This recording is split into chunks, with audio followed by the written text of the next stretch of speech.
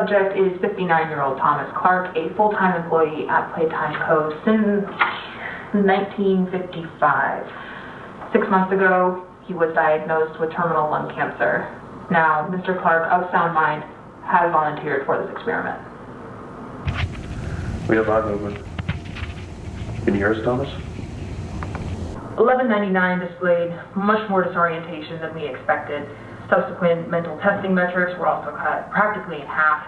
It's just conjecture on my part, but I don't believe he knows where he is or what's happened to him.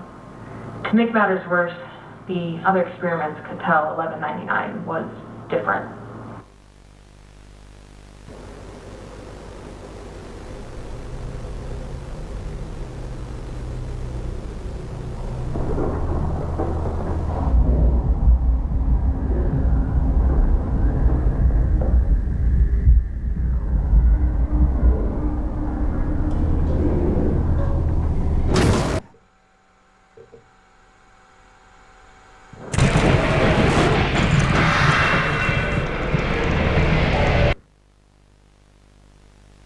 They would have killed him had the research team not intervened, and even then there was still significant damage to the internal structures with some of the anatomy, namely the larynx and the thyroid, having been completely devoured.